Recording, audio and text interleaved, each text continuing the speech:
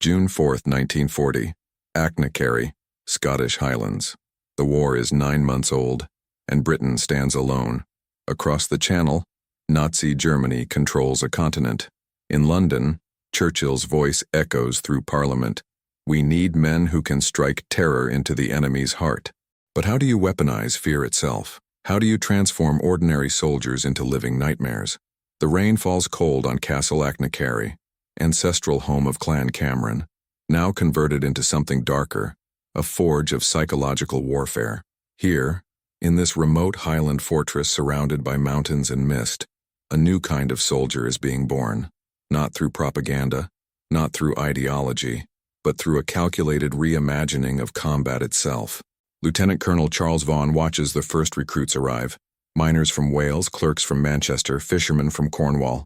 They believe they're training to be elite fighters. They don't yet understand the truth. They're being transformed into weapons of pure psychological terror. The Commandos aren't being trained to win battles. They're being trained to make the enemy believe battles are already lost before the first shot is fired. Britain, summer 1940. The context is catastrophic. Dunkirk's evacuation has saved 338,000 men, but left behind every tank, every artillery piece, every illusion of conventional military parity. The Wehrmacht possesses 3,000 tanks. Britain has perhaps 200 combat-ready. Germany controls 2,500 miles of European coastline. The Royal Navy can patrol perhaps a tenth of it at any given moment. In this mathematical nightmare, Churchill's new concept emerges: the Commandos. Not divisions, not brigades. Small units of 12 men, trained to appear from nowhere, strike with overwhelming violence and vanish before reinforcements arrive. The goal isn't territorial gain, it's psychological dominance. At Achnacarry, the training doctrine is being written in real time by men who understand fear's architecture. Lieutenant Colonel Charles Vaughan and his instructors, many veterans of irregular warfare in Palestine, India, the northwest frontier, they know something conventional military academies refuse to acknowledge. A soldier who believes he might die fights differently than a soldier who believes he's already dead. The propaganda machinery in Berlin portrays British soldiers as shopkeepers in uniform, soft men from a soft empire. Goebbels's radio broadcasts mock their fighting spirit, their industrial capacity, their will to resist. In occupied France, German soldiers sleep soundly in requisitioned hotels, confident that Britain's invasion force, if it ever comes, will be visible days in advance. A massive fleet easily countered. The Commandos are designed to shatter that confidence. Not through superior firepower, they often carry less ammunition than standard infantry. Not through numbers, raid parties rarely exceed 50 men, but through the psychological mathematics of unpredictability. A garrison of 500 German soldiers, attacked once by 12 British commandos who kill 3 men and disappear, will require 800 soldiers the next week. Not because of casualties, because of fear. The initial belief among conventional military officers is skeptical. Raids are considered wasteful, drawing resources from real operations. But Churchill sees deeper. Britain cannot win a conventional war in 1940. It can, however, make Germany believe it's fighting an unconventional enemy who strikes without warning, without pattern, without mercy. Fear, properly weaponized, multiplies force by factors that mathematics alone cannot measure. Achnacarry, July 1940. The first confrontation isn't with the enemy. It's with themselves. Recruits arrive expecting elite status, better food, better quarters, recognition. Instead, they find live ammunition firing over their heads during obstacle courses, instructors who detonate explosives without warning during night marches, exercises where failure means being left in the Highland wilderness for 48 hours with no food and only a knife. Private James Dunning, former bank clerk from Leeds, writes in his diary, "This morning we crawled through a stream while they fired machine guns 6 inches above our backs. Thompson said the guns were loaded with blanks. They weren't. We found the bullet holes in the trees behind us. 3 men quit during lunch." The training is designed to create a specific psychological profile, men who operate optimally when terrified. Traditional military training eliminates fear through routine, discipline, predictability. Commando training weaponizes fear through controlled exposure, teaching bodies to function when minds scream to flee. The contrast with enemy training is deliberate. German soldiers train in structured environments with clear hierarchies, Predictable schedules, defined objectives. They're taught to trust the system. Commandos are taught the opposite. Systems fail, plans collapse. Survival depends on improvisational violence executed under maximum psychological pressure. Week 3 introduces the Death House, a building filled with smoke, darkness, and instructors firing live rounds from unknown positions. Recruits must navigate through disarmed targets and extract intelligence while deafened by explosions. The purpose isn't marksmanship, it's psychological conditioning. Can you think when your body believes it's dying? Private Dunning's diary, Week 4. Last night they attacked us during sleep, not a drill when we thought it was German paratroopers. We fought in our underwear with entrenching tools and bayonets before someone screamed, "Exercise concluded." David Morrison broke Sergeant Wright's jaw before recognizing him. They called it excellent fighting spirit. The human reaction is divided. 20% quit, 30% endure, but remain skeptical. 50% undergo something deeper, a psychological transformation where fear becomes fuel. They don't conquer terror. They learn to channel it into surgical violence. The first myth dissolves. Elite soldiers aren't fearless. They're men who've learned to weaponize terror, their own and their enemies. The training isn't creating supermen. It's creating psychological predators who understand fear's mathematics better than anyone else in Europe. March 4, 1941. Lofoten Islands, Norway. Operation Claymore. The first major commando raid. The first test of whether fear can be weaponized at scale.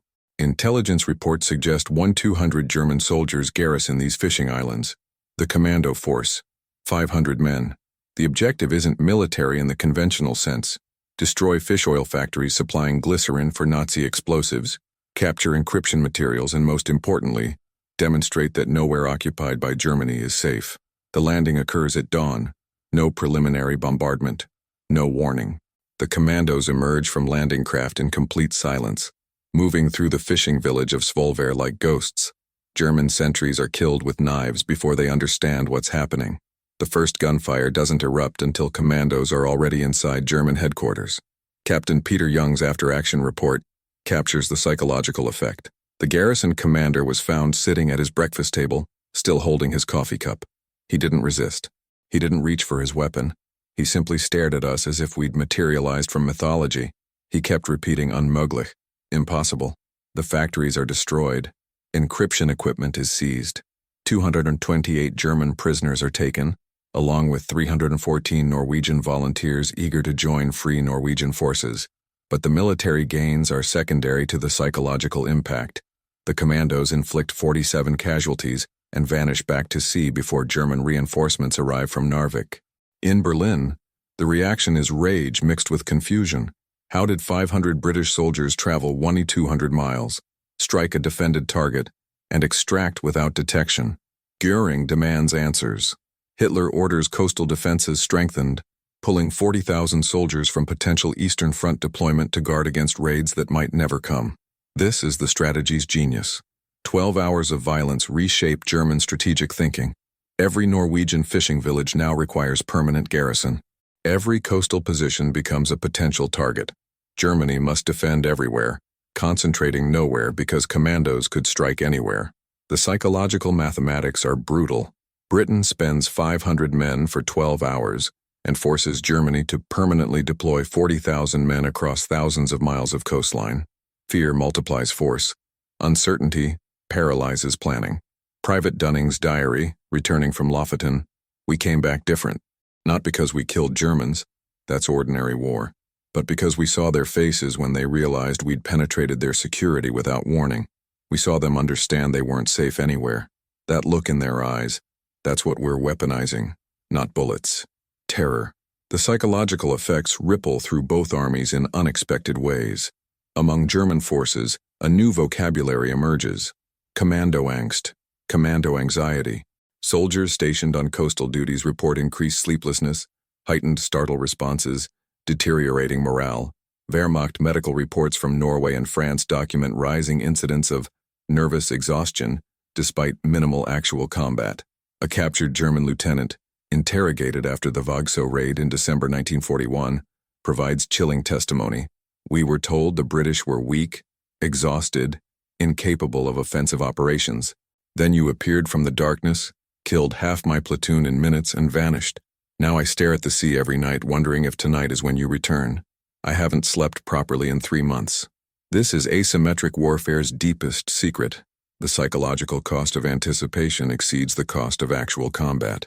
German soldiers on garrison duty aren't fighting. They're waiting to be attacked. The human mind cannot maintain high alert indefinitely. After months of commando angst, garrison troops become less effective than frontline soldiers who at least know when combat is occurring. German high command responds with overwhelming force. Artillery emplacements every mile along the coast, increased patrols, layered defenses, searchlights, minefields. The construction effort diverts resources from offensive operations. The soldiers required to man these defenses, 250,000 by late 1941, are pulled from potential deployment in Russia or North Africa. Meanwhile, British commando psychology evolves in parallel. The men selected for raids aren't psychopaths or sadists. They're ordinary soldiers transformed by understanding fear's power. Sergeant Jack Churchill, no relation to Winston, carries a longbow into combat, not for practical effect, but for psychological impact. The sight of an arrow hitting a German sentry creates superstitious terror among survivors. He explains matter-of-factly. They think we're resurrecting medieval warfare. It destabilizes rational thinking. The ethical complexity grows. Commandos are taught to kill sentries silently, quickly, with knives rather than guns. Not for stealth alone, but because blade deaths create deeper fear among discovering soldiers. A bullet wound suggests combat. A throat cut in darkness suggests predators. Lieutenant Colonel Vaughn addresses the moral tension directly. We're not creating murderers. We're creating men who understand psychological warfare at its most intimate level. Every kill isn't just casualty arithmetic. It's a message sent to every German soldier who sees the body afterward. The message is simple. You are not safe. Spring, 1942. The raids escalate in sophistication and psychological impact. Operation Chariot, the Saint Nazaire raid, becomes the masterwork of weaponized fear. The target, a massive dry dock on the French Atlantic coast, the only facility capable of servicing the German battleship Tirpitz. The approach, disguise an obsolete destroyer HMS Campbelltown as a German vessel, pack it with delayed action explosives, ram it into the dock gates, and let commandos fight through the town while German engineers wonder why a British ship attacked, and then, nothing happened. The delayed fuse is set for 8 hours, long enough for German naval personnel to swarm the wreck inspecting the mysterious vessel, long enough for engineers to climb inside, examining the hull for damage, long enough for high-ranking officers to visit, congratulating their men on capturing an enemy ship. Then, at noon on March 28th, 5 tons of explosives detonate. The blast kills 360 German personnel, naval engineers, dock workers, officers, medical staff treating wounded from the night's raid. The dry dock collapses into the Loire River. Tirpitz loses its only Atlantic repair facility. But the casualty list isn't the weapon. The timing is.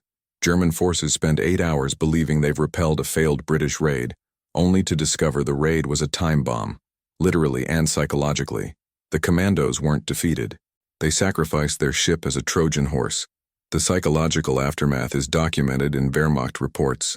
Widespread paranoia about captured equipment, reluctance to approach damaged British vehicles or vessels, delays in medical treatment of wounded from fear of booby traps.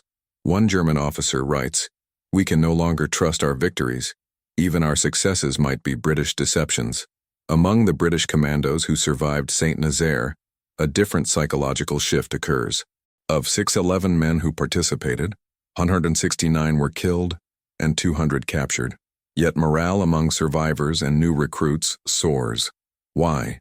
Because the raid proved commandos could penetrate the most heavily defended target in occupied Europe, achieve their objective, and psychologically devastate an enemy who technically won the firefight.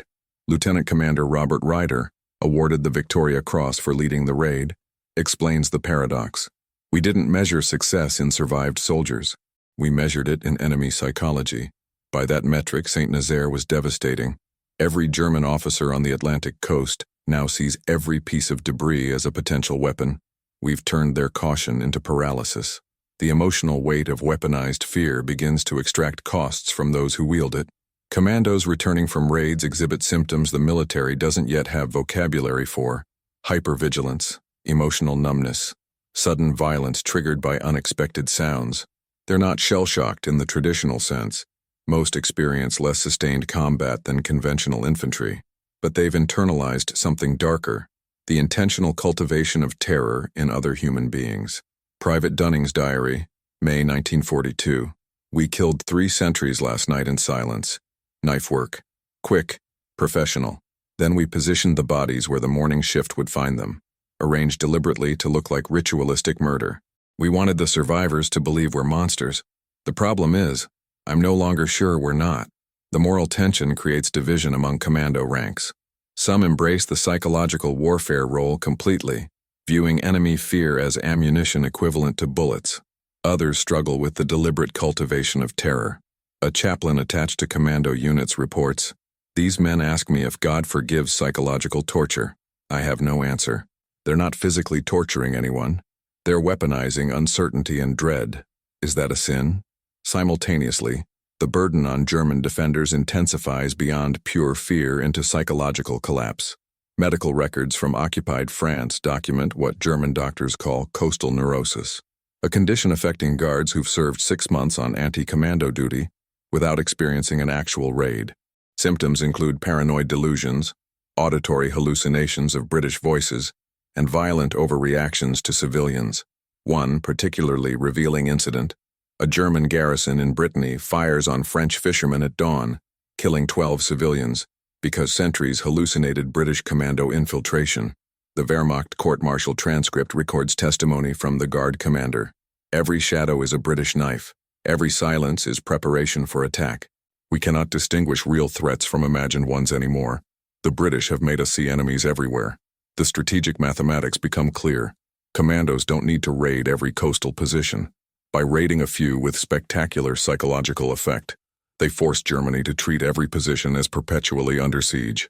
The defenders crack not from combat, but from anticipation.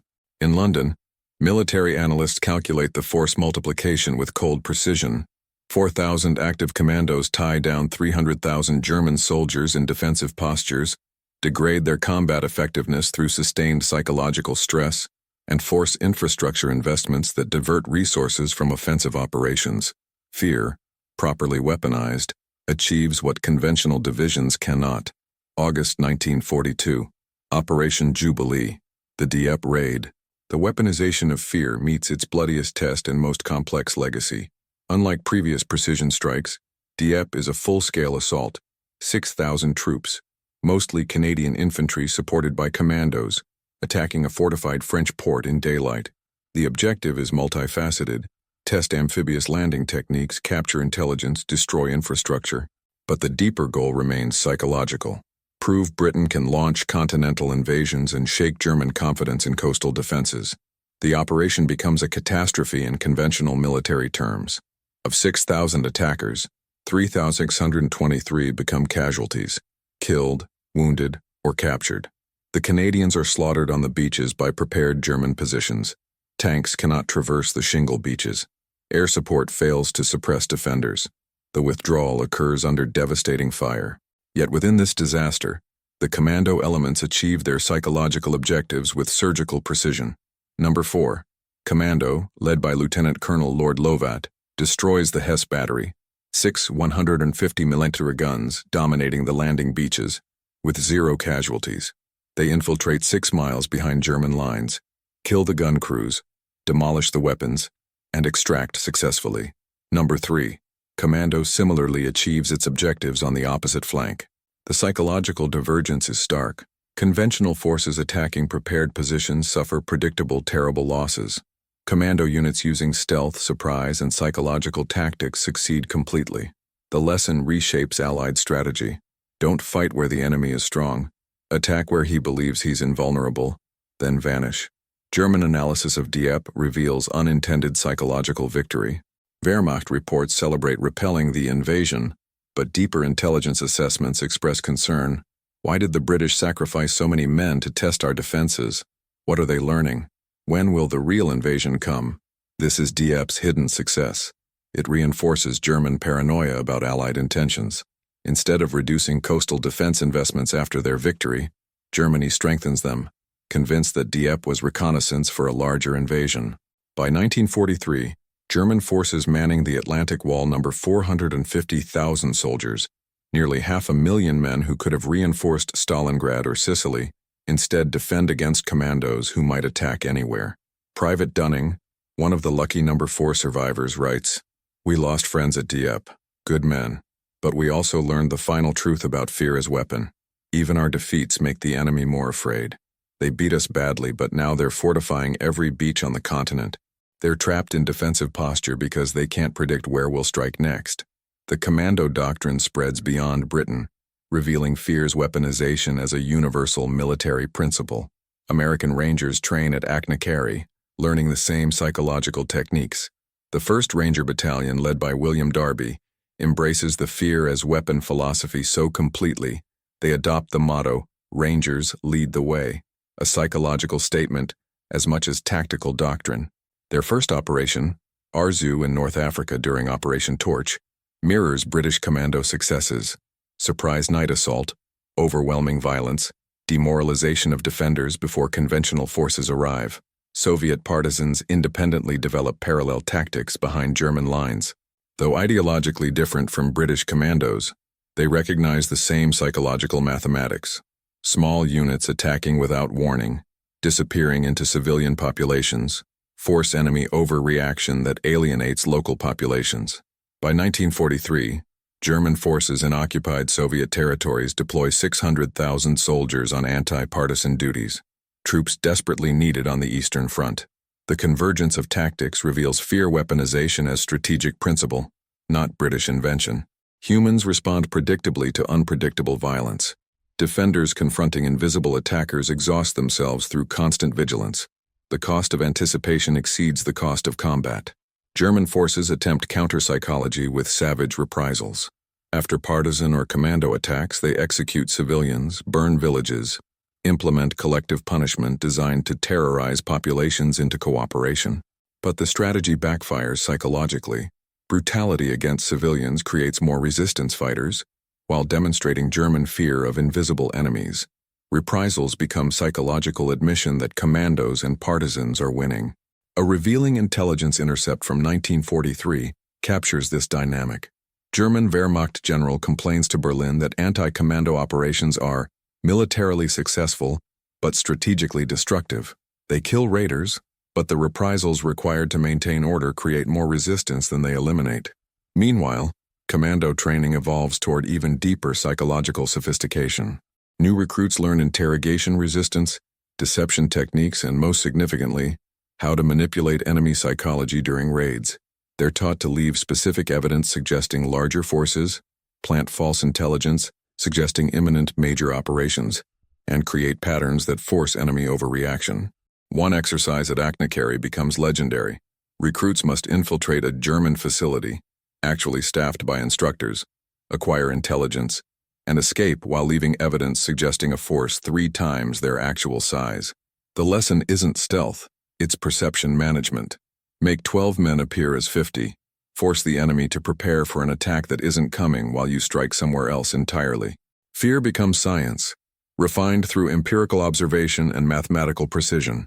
Spring 1944. The psychological warfare reaches its strategic culmination in Operation Fortitude, the deception preceding D-Day. The commando raids have trained German forces to expect attack everywhere, and therefore concentrate nowhere. Now, Allied deception exploits this conditioned paranoia. Fake radio traffic suggests armies massing at Dover. Inflatable tanks and plywood aircraft create phantom divisions. Double agents feed German intelligence reports of massive forces preparing to invade Pas-de-Calais.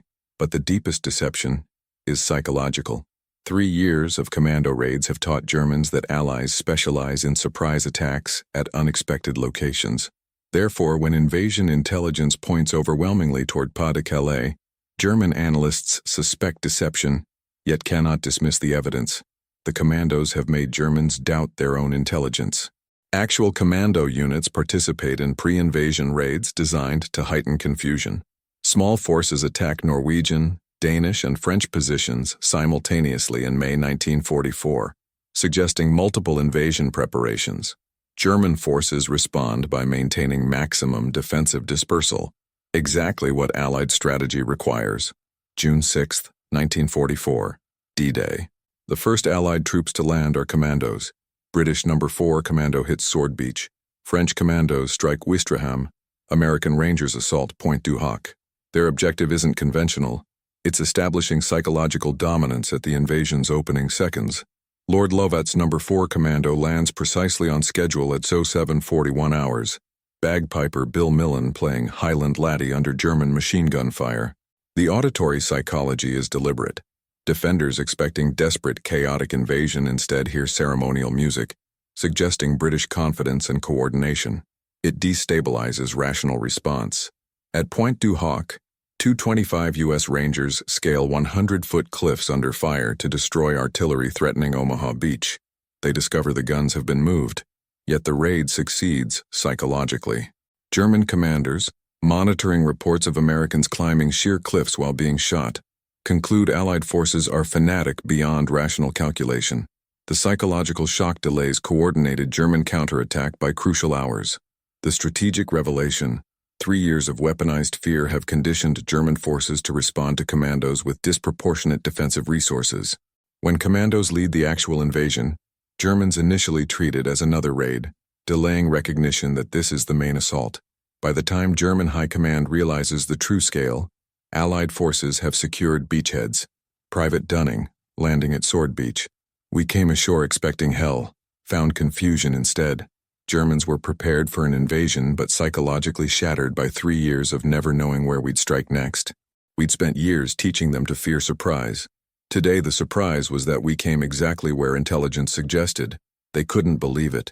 The human cost of weaponizing fear reveals itself in liberation and aftermath.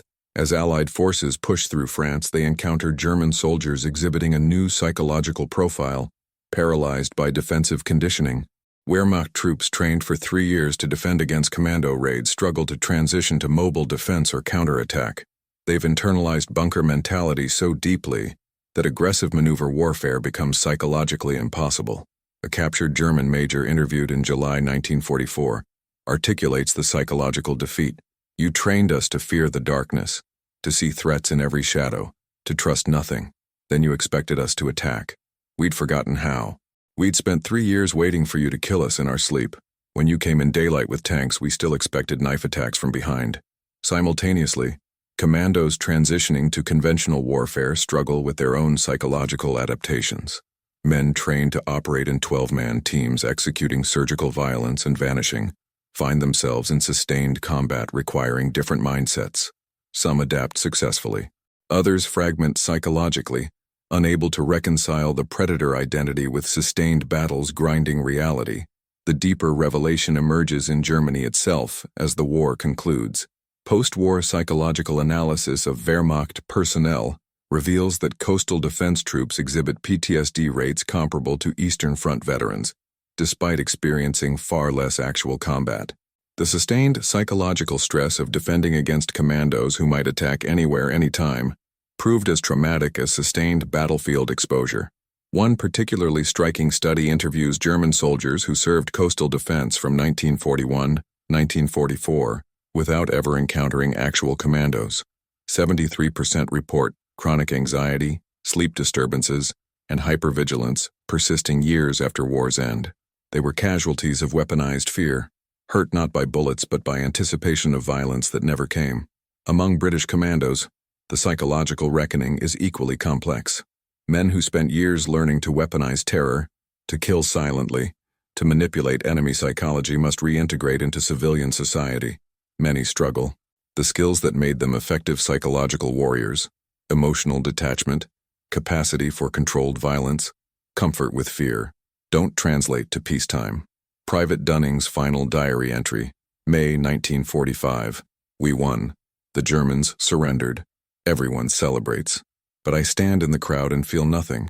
I spent 4 years learning to move through darkness, to make men afraid, to weaponize uncertainty.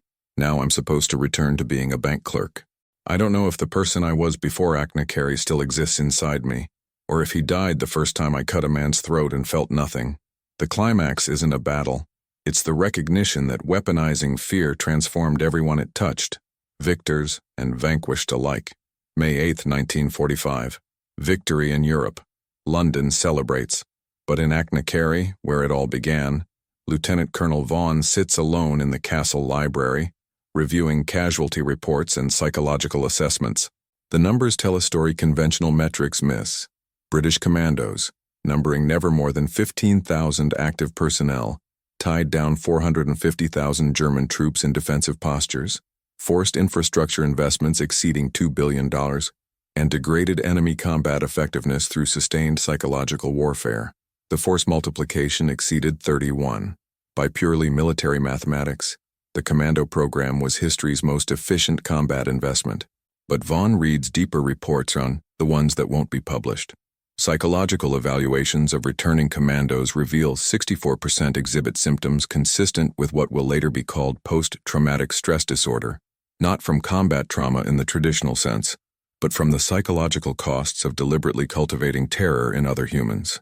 He reads interview transcripts from German prisoners, young men who spent years in perpetual fear of invisible attackers, who developed paranoid disorders from sustained anticipation of violence, who now struggle to trust anyone or anything because commandos taught them that safety is illusion.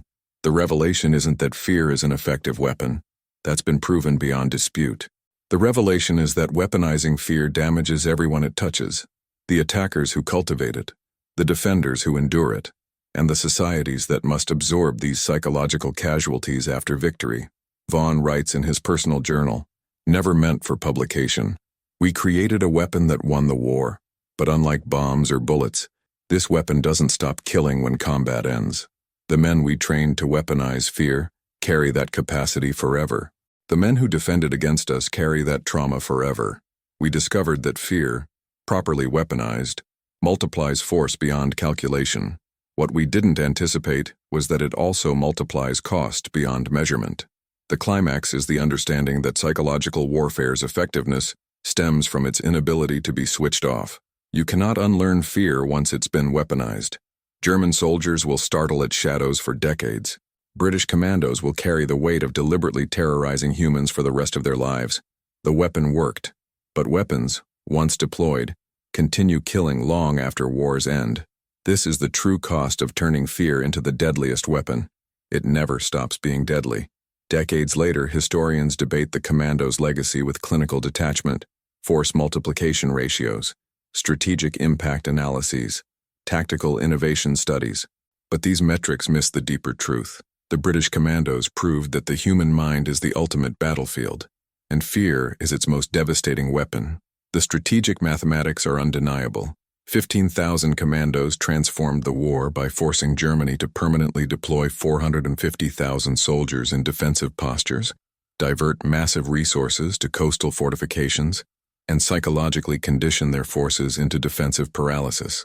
When D-Day arrived, German troops had been so thoroughly trained to fear surprise commando attacks that they struggled to respond effectively to the actual invasion. But the human legacy is more complex. Visit veterans' hospitals in Britain, Germany, France, and you'll find elderly men who still wake at night, decades after last seeing combat. Former commandos who carried their predator training into civilian life, struggling with emotional connections because they'd spent formative years learning to weaponize human psychology. Former German defenders who never fully recovered from years of anticipating attacks that often never came. The commando doctrine spread globally. Soviet Spetsnaz, American Special Forces, Israeli commandos. Every modern military incorporated the psychological principles pioneered at Achnacarry.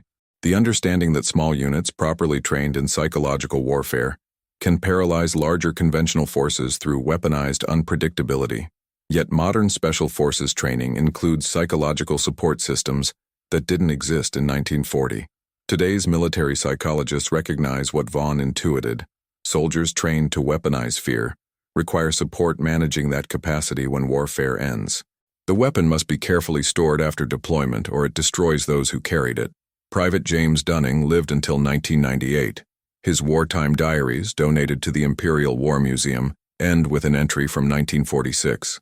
I returned from war with a secret the civilians around me cannot comprehend. I know how to make strong men afraid. I know how to move through darkness as predator, not prey. I know that fear, properly applied, is more powerful than any weapon humanity has invented. This knowledge doesn't make me proud. It makes me careful, because I also know that weapons this powerful cannot be safely carried by humans without cost. We won the war, but we paid in pieces of ourselves that can never be recovered. The British Commandos turned fear into their deadliest weapon. What they discovered was that some weapons wound everyone who touches them, victor and vanquished, warrior and civilian, present and future. The war changed men, nations, and truths. If this story made you reflect on power, sacrifice, and the hidden costs of psychological warfare, remember, those who weaponize fear must carry that burden long after battles end.